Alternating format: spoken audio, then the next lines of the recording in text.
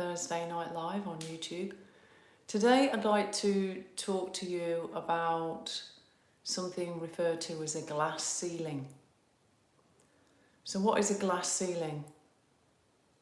A glass ceiling is a term that was coined in 1978 to describe the blocks and obstacles that arise in women and minorities in the professional workplace, meaning that they don't get into higher position jobs, promotions that are given primarily to men rather than women, and so on and so forth. People talk about glass ceilings all the time, like this is, possibly a glass ceiling in stopping you moving forward, as if it's just a phrase and nothing goes with it. But we live in a reality that is made of energy, and even the phrase creates a field of consciousness. So when I look at people, and this happened recently in the last week, I've been talking to somebody whose business was really struggling, and when I asked about glass ceilings, above the top of their head in their energy field, in their auric layers, I could see these literally what looked like sheets of glass stepping up. So she didn't have one glass ceiling, she had a pile of glass ceilings. So what creates a glass ceiling? The term itself has been applied to initially women in the workplace, but it's expanded now, and I believe the term could be applied to men in the workplace as well. Men of, various reasons, whether they're gay or coloured or something like that. But the glass ceiling thing initially was a term that was reflecting women's position in the workplace, not getting to where they deserve to be. So what creates them? Well, it's not just the prejudice. That's part of it. It's not just the false beliefs that women don't make good leaders in the corporate world and stuff like that, or in the political world. There are women out there doing great jobs. So it's not just that. It's not just the old boys club keeping these positions for who you know, not what you know. It actually creates a level of energy that is a physical block in the sense of an energetic block. So it puts a layer of a negative frequency, if you like a blanket of energy, into your aura, which stops you expanding and getting to where you need to be, because it's something to do with prejudice in the workplace, but it could be a false belief. It could be that you come from a background where women are second rate in society. Asian cultures or Oriental cultures, they have the worst percentage of leadership roles for women out of the whole lot. And in those cultures, in those societies, men are seen, and this has come to me from someone in that culture, that men are seen as the kings and women are second to them.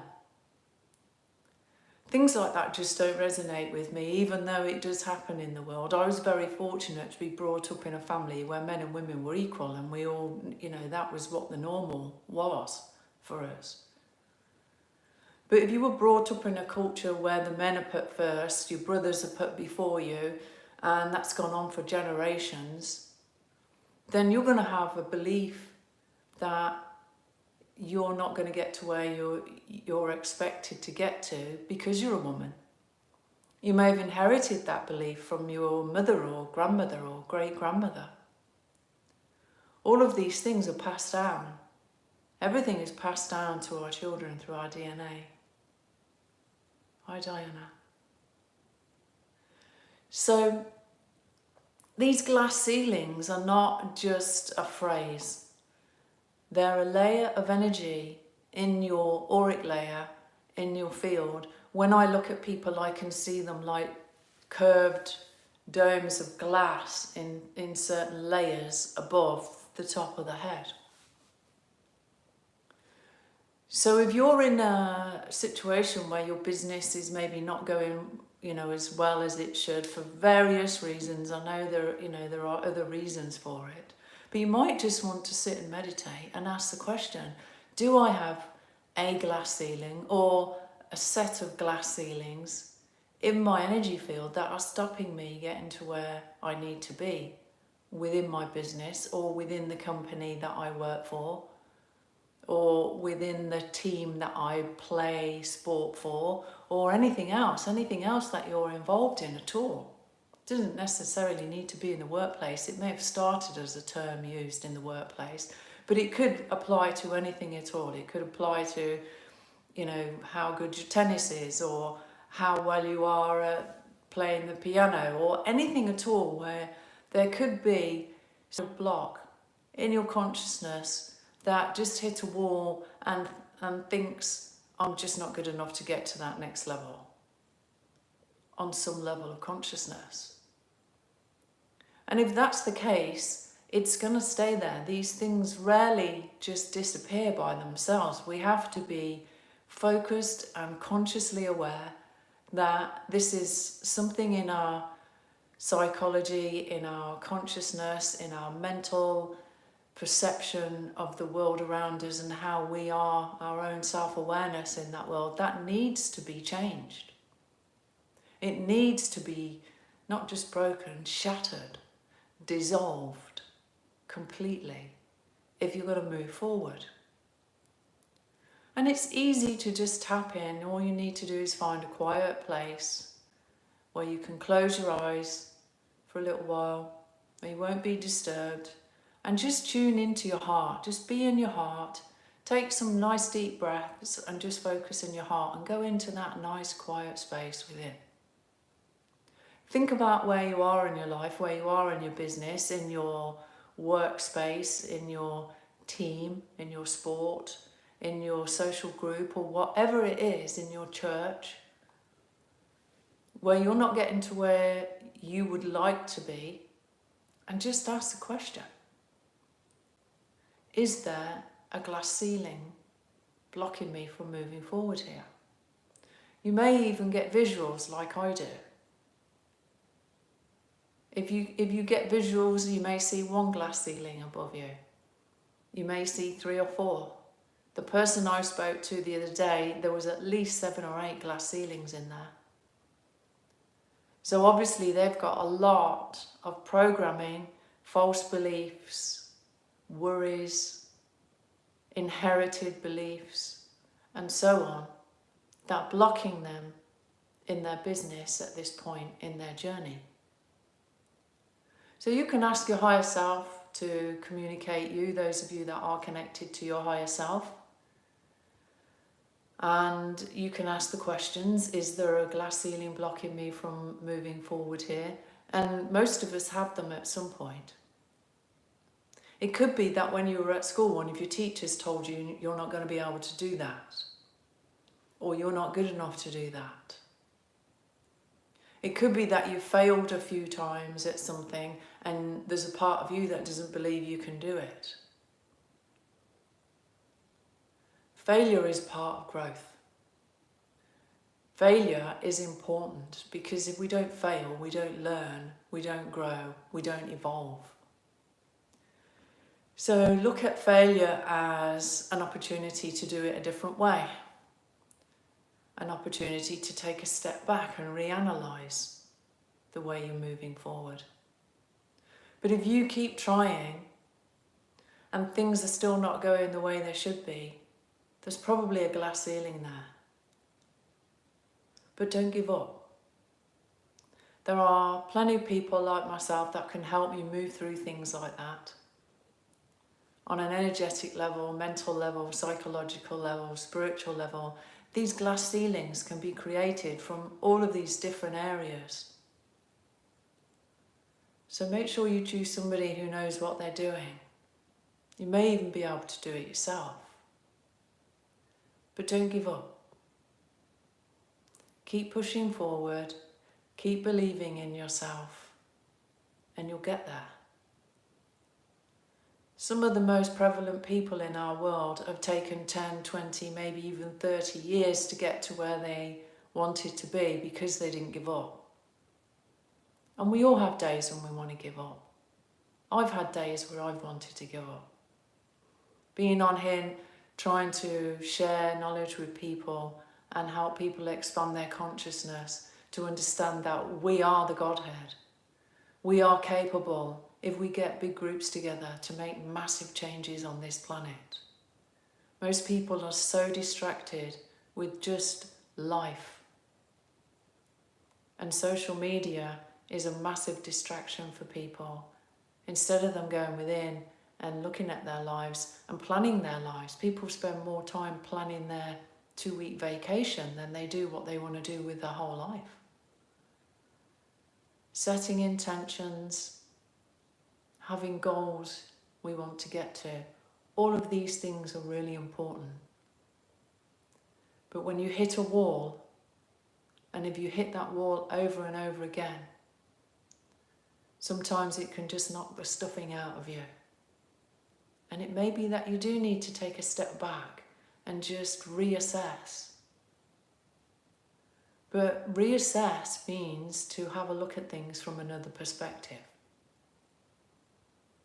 And this glass ceiling is another perspective. Most people maybe haven't even heard of it. But it's rife out there, particularly in women. Because even if you were brought up like me in a family where there was equality and we shared the chores and there was mutual respect, I didn't have any of that. The men were more important than the women in the family. If you were brought up in a family like that, you've been lucky. I class myself as very lucky. But there will have been ancestors, grandparents, and so on and so forth, hi Rosie, that weren't brought up in families like that. And if you don't need to go back very far, maybe 50, 100 years ago, that in most cultures, women were seen as lesser than the men, less important than their brothers. They were being brought up to do tasks that the men weren't doing. And in some cultures, that's fine.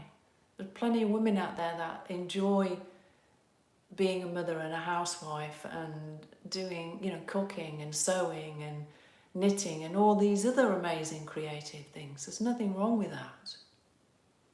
But when you are looked down on, it makes a difference. No, I haven't seen them, Diana. So have a think about where you are in your life, where you are in your career, where you are with even relationships. You may have a glass ceiling that's linked into relationships, that you're not attractive anymore because you're of a certain age or something like that. All of these things can create glass ceilings in our lives. So